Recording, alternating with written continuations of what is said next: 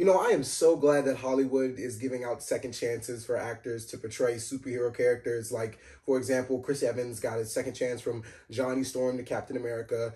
Michael B. Jordan got a second chance from Johnny Storm to Killmonger. And now Oscar Isaac, you know, gets to make up for that awful Apocalypse movie. And now he gets two chances. He gets to play not only Moon Knight, but he's playing Spider-Man 2099 and Across the Spider-Verse. It just goes to show people, if you're a talented actor, the roles will find you. The superhero roles will find you. So I'm not really sure what that means for this guy, but maybe he'll find something. I'm not sure. Moon Knight.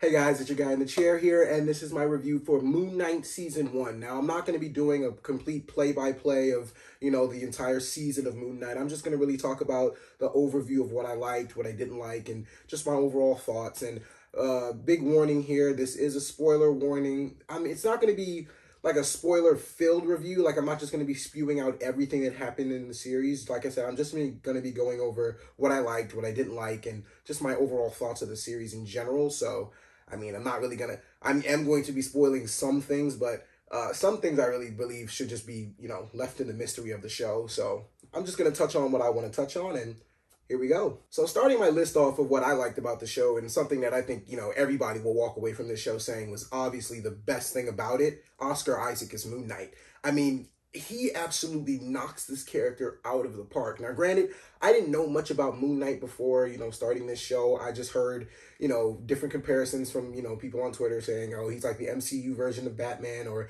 the MCU version of Deadpool. Well, I mean, Deadpool's already in, you know, Marvel, but he's like the MCU version of Deadpool. And it's like, I see both of those comparisons throughout the show. I see mainly with the two personalities, Mark and Steven. Mark is more so the Bruce Wayne, the Batman-esque character, and Steven is more so the Wade Wilson, the Deadpool-esque character. Essentially, Steven Grant gets a little more Wade Wilson Deadpool at the very end of the season, but those are the two comparable, you know, characters that I see in Moon Knight. And Oscar Isaac does a phenomenal job just capturing two completely different personalities. Mark, like I said, is a Bruce Wayne, very serious guy, and Steven becomes, you know, very developed at the end once he learns, you know, what, you know, he actually is. But when we first meet Steven, he is completely confused. He is just a mess. He's, you know, all over the place. He's always confused. He doesn't know. I love the way the show starts, how it's like, you know, essentially instead of just, you know, showing us a, you know, origin story where he doesn't have the powers and we got to get to certain places. I liked how they started it where he already is Moon Knight and he's just waking up in certain places and doesn't remember anything. I love how there was a complete cloud of mystery over how, you know, he's waking up different places, and how there's a cloud of mystery starting this series. And, you know, it gives us an enjoyable ride for the most part. But I'm going to stick to Oscar Isaac right now. Look, he captures emotions that I was just thoroughly impressed by. Like he does such good work in every single episode. I mean, the Steven and Mark relationship is the most entertaining thing about the show for me. It was just something that, you know, it felt refreshing every time. And honestly, what's crazy is it's so good. It really felt like Steven and Mark were two different people. It's like they really feel like two different characters. Like, Oscar Isaac does a great job in making sure they are two separate people and they feel as one once we get to the end of our journey in this season. I also thought there were two very cool things about the Moon Knight character in general. One, the costume reveals. He had every time the costume was put on, or essentially every time we were introduced to another form of the costume, it was honestly very entertaining. It was very cool to see. And the action scenes themselves. There aren't a lot of action scenes throughout this season, but when the action is going on, it is very impressive, and I actually found it to be very entertaining for, you know, the short period of time that was on screen. But like I said, anytime Oscar Isaac is on screen, anytime he's doing the Mark Steven banter back and forth, he's dealing with Khonshu for some reason, or just doing anything in the series in general, Oscar Isaac is just he's just killing it. This guy is so talented, and he has me so excited for him to play this character. I think he should play Moon Knight for a very long time. I know as of right now, they're acting very hesitant on, you know, whether or not they want to make a season 2 or not. I think they need to pull that trigger because or at least just let him be in the MCU for a very long time, because he is Moon Knight. He's done such a good job, and it really would be a waste to let this character go. Not necessarily the series, but the character. Another thing that I really liked about this show was Ethan Hawke. I thought he added such great, you know, not horror elements, I'm sorry, just fearful elements. He was a very different bad guy from what I've seen in, you know, the last few MCU shows. He's really just a dark, brooding presence. And that's because what's crazy was, and I love this about the show, he was Khonshu's old avatar. Like he used to be used by Khonshu. And his whole motive comes from being used and abused by Khonshu. Now he wants to raise another god up to, you know, do the exact same thing, or judge people in the way that Khonshu was trying to do it, just in a much quicker way. And honestly, that was a very good motive. Like I said, I honestly thought, you know, the setup of this whole series, I thought the setup was very nice. Ethan Hawke does a phenomenal job playing his character throughout the entire thing. Ethan Hawke is always going to be good, though. Like, Ethan Hawke gives his 100% no matter what. And as I don't remember what the villain's, you know, particular name was, but like I said, he just did a really good job. I wish there would have been, like I said, the motive was good. I wish there would have been, for me, just a little bit more. I just felt like something was missing there when it came to the villain, because I felt like, I should probably just discuss this when we get to the part where, you know, what I didn't like about the show. But I just felt like there was something, you know, missing from his character that we really didn't get to fully appreciate what it was. And I honestly felt like we were getting that taken away from us in the Asylum episodes, but I'm still, I gotta be real, I'm still a little, I know what was separate, that was, you know, to throw us off, give us a curveball on, the Asylum episodes was a curveball to see, you know, what was reality and what is, you know, what isn't, but I feel like those episodes really took away from giving us the full appreciation or the full value that we could have got out of Ethan Hawke as a villain. I just felt like that could have been a little bit, you know, drawn out a little bit better, but I'll talk about that a little later. Another thing I really liked about this show, and I thought she was a very good standout, Mark and Steven's love interest, Layla. I do not know the actress's name, and I do apologize, but Layla in the show, she does a very good job of portraying her character as well. They give her a lot of, you know, I honestly, like, she was brand new to me, so I didn't really know what her purpose in the show was, but essentially, like I said, once we get to the end, a lot of stuff that they build throughout her and Steven's relationship, it pays off. And like I said, I just love the fact how this show leaves an entire mystery surrounding how did Steven and Mark get here? Where did they get the two personalities from? And how does Mark know Layla? And another thing I really loved about the show was how we started with not even the main personality. Steven's not even, it's Mark. We learned that Mark is the main personality later on, but I love how we started with somebody who wasn't even in the main personality in the first place. I just thought that was very genius writing. Like I said, the show started phenomenal and it ended phenomenal. But I'm going to tell you about that little middle part that just really grind my gears, like Peter Griffin would say. All right, so as far as what I didn't like about the show, now, I'll start with this. The MCU shows are clearly drawing a division between MCU fans because we have a lot of people, and look, if you like certain episodes, certain moments, honestly, some people, if you know what certain moments are alluding to, then, I mean, you can appreciate them more than I can. But sometimes, I'm going to be real. I think it was episode 4 that came out. Everybody was on Twitter hyping that thing up and just going crazy about it. And they were like, oh my God, that ending. And I was just like, the ending in episode 4 is basically them ending up in the asylum, and then they run into the hippo lady, and I'm just like, and you know, of course we see like a preview of Jake Lockley, the third personality, in a coffin, in a sarcophagus, but it's like, for me, it's like, okay, I didn't get the third personality. I'm watching a hippo. Why is everybody saying this was such a great episode? So I don't know. For me, waking up to, you know, different people's reactions of the show saying, oh my gosh, people are going to be going crazy after this Moon Knight. And that was happening for like 2 to 3 weeks. And honestly, it really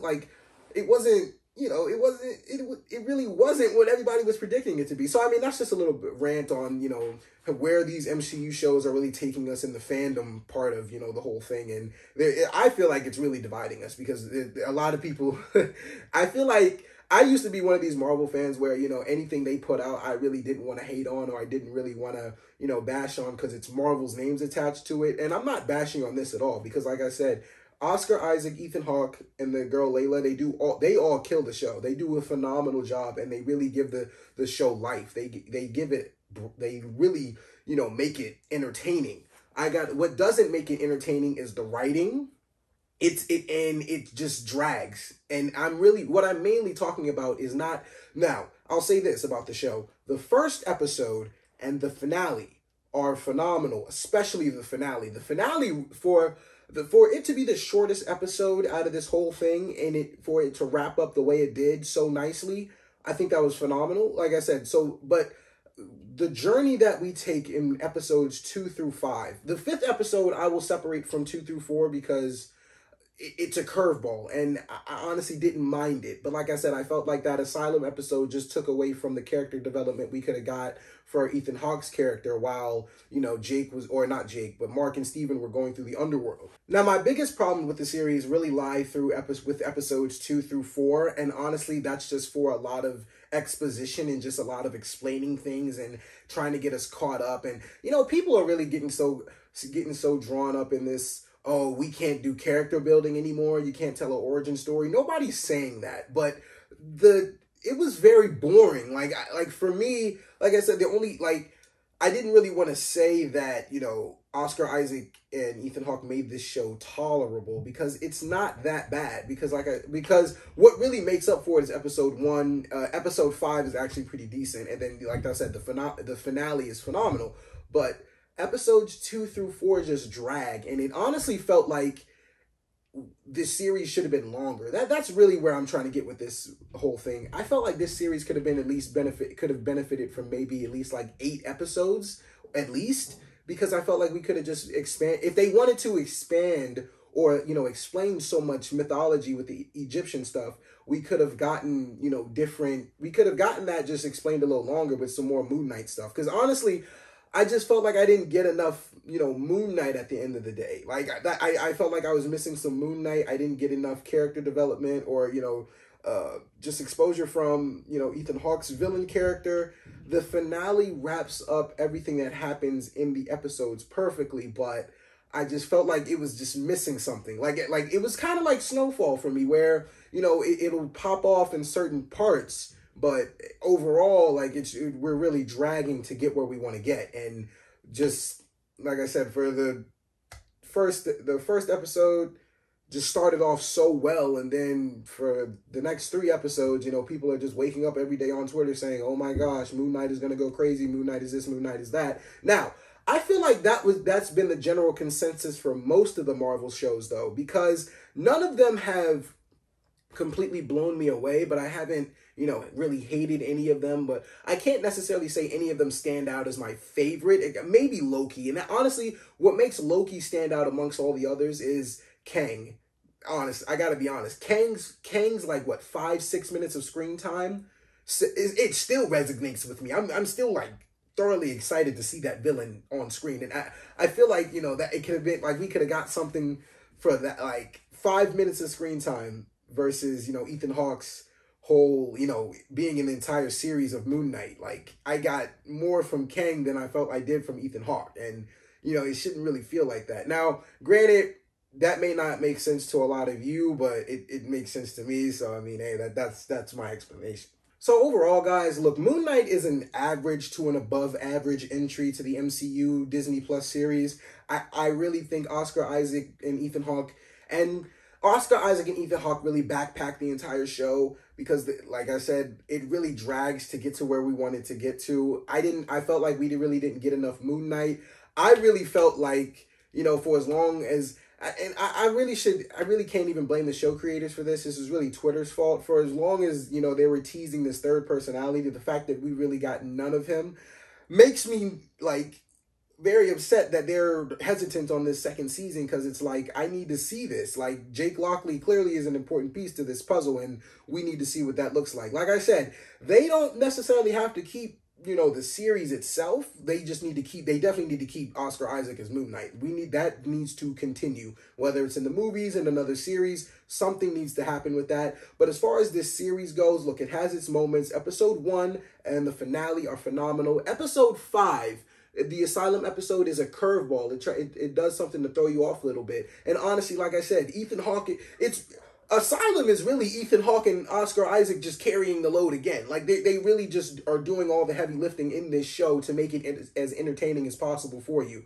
And they're doing a great job. So I really appreciate them for doing that, because if not, it would have been a big snooze fest for the most part. Like, I'm not the biggest, you know, Egyptian geek, so most of that hieroglyphic stuff was very boring to me. But I mean, like I said, it's not the worst show. It's definitely not the worst show. For me, it's not the best. For me, I think I still favor Loki over most of the shows. This is definitely maybe in the middle to the top tier of the shows, but I really got to take some time to think on that. But it's an above average to an above average show, and I really think it's a pretty decent entry into the MCU. Like I said, I just want more from this character. I felt like the finale satisfied me to a point where it's like, I enjoyed what I was watching, but the finale, I felt like the finale was trying to pull the wool over our eyes and just make up for all that dragging in the background. And I really couldn't let that go. I couldn't let them get away with for 3 weeks straight. You know, we got very draggy, boring episodes. Like, I just couldn't let that go. That's why I really had to just call this series average. But hey, to each its own. And, you know, you guys got to let me know in the comments what you thought of Moon Knight. I'm really looking forward to it. All right, guys, so Moon Knight Season 1. Have you seen it? What did you think about it? What did you think of Oscar Isaac's performance? What did you think of Ethan Hawke? Look, are you looking forward to Season 2? Are you going to see Doctor Strange in the Multiverse of Madness this weekend? It's on its way. It's coming out, ladies and gentlemen. We are here. We are in the end game now. I can't wait. Look, guys, thank you so much for watching my video. I really appreciate it. More content coming to you soon. This is your guy in the chair. I'm out.